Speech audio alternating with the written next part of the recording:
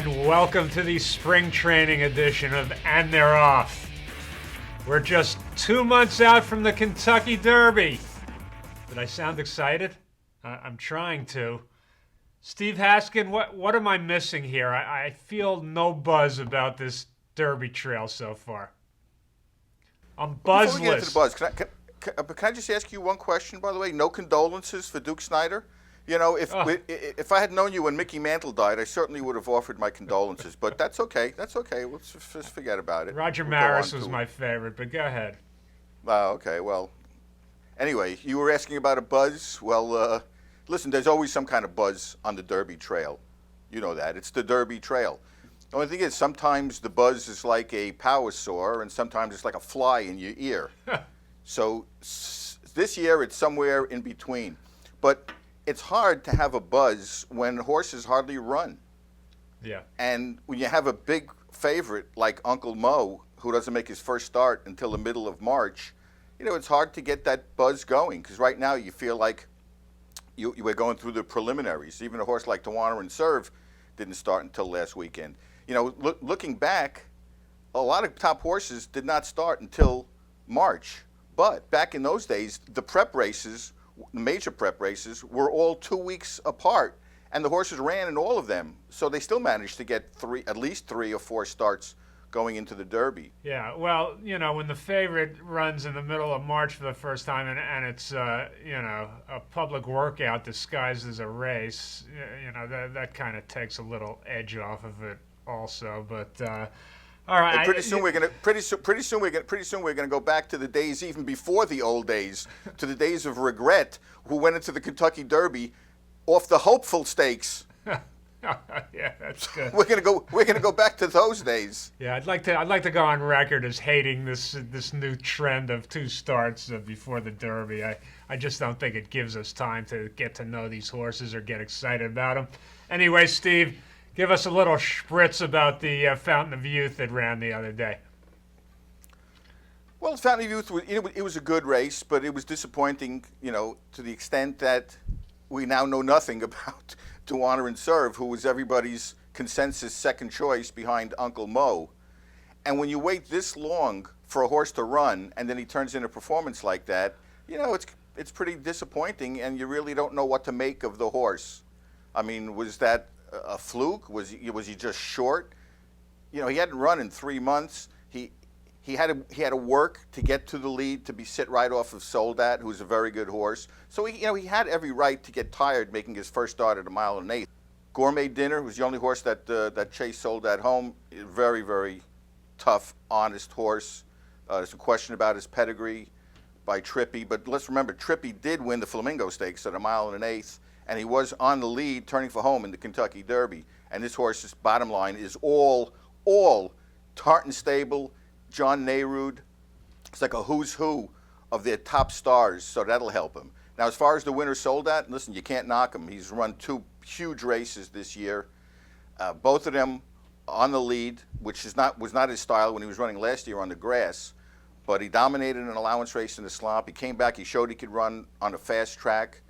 But, you know, the race basically was handed to him because everything fell into place. It was a speed-favoring track, and he ran the race he was supposed to run. And just quickly throwing in one of the best performances I've seen all year was Flashpoint in the Hutchison Stakes. I mean, what a powerhouse this horse was. I mean, he just looked absolutely awesome. So, but, you know, it's only his second start, and Dutch was talking about Florida Derby. I don't know, it's kind of rushing the horse there, but for what he is right now, he looks like one of the top ones. And while we're on the subject of the Kentucky Derby, I've got to throw in something about the future wager. When you see a red flag waving in the past performances, you've got to look into it. I mean, when you see that 2 horses in there, when this was announced, when the starting field was announced, when you see 2 horses had not worked in 3 to 4 weeks, it's got to send up a warning signal, and you have to look into it. And all it takes is a quick call to the trainer to find out if their horses are okay, if they're still on the Derby trail.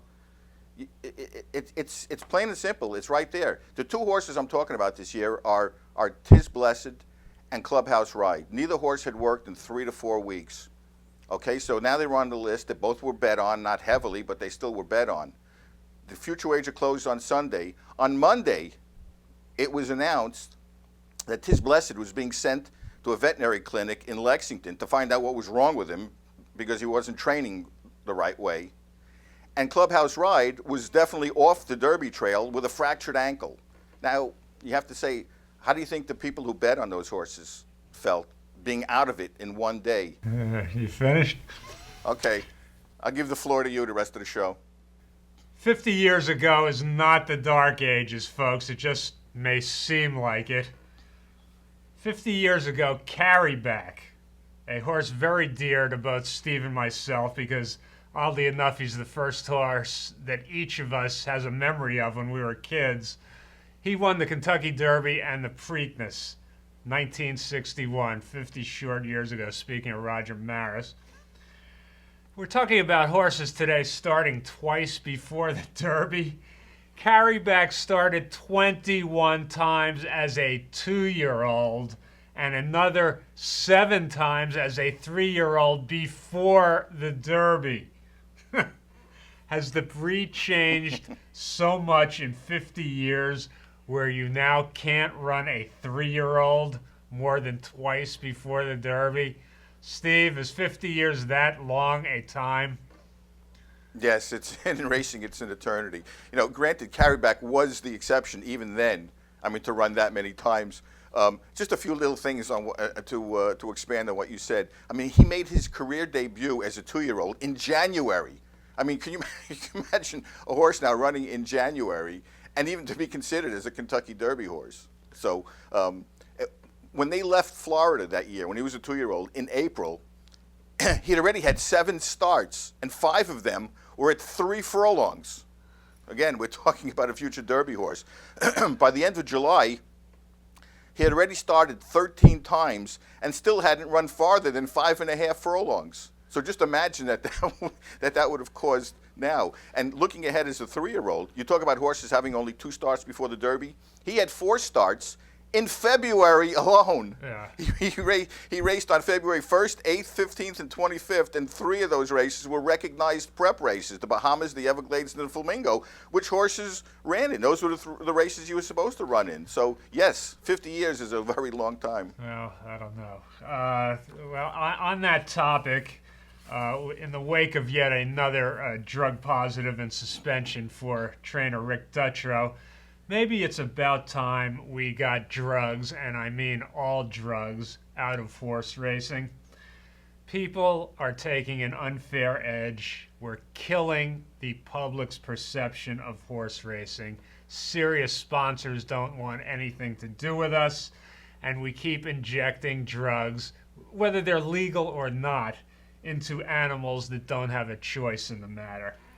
Since drugs became widespread, as we've just documented, horses are making less starts than ever before. We're weakening the breed because nobody knows if a horse is running on natural talent or drug-induced mania, which I've been there and I've done that. Look, we've been using drugs. Field size stinks, okay? If horses need time and they need therapeutic medication, give it to them. But don't race on this stuff. Not any of it. Look, they do it everywhere else in the world. We can figure out how to do this. And with horses making less starts and field sizes the way they are, I think it's the perfect time to start being bold about this. Steve, am I way off here? No, you're not way off. It's been discussed for years. We've been discussing this. The problem is there's nobody to do anything about it. I mean, who actually is going to take the first step? I mean, all the different states and all the different racetracks, they're islands unto themselves, and they make up their own rules. We need, I keep saying this over and over again, we need a ruling body or a commissioner like all other sports to hand out these rules, a uniform set of rules, and then send out stiff penalties when these rules are abused. That's all. The penalties have to be stiff.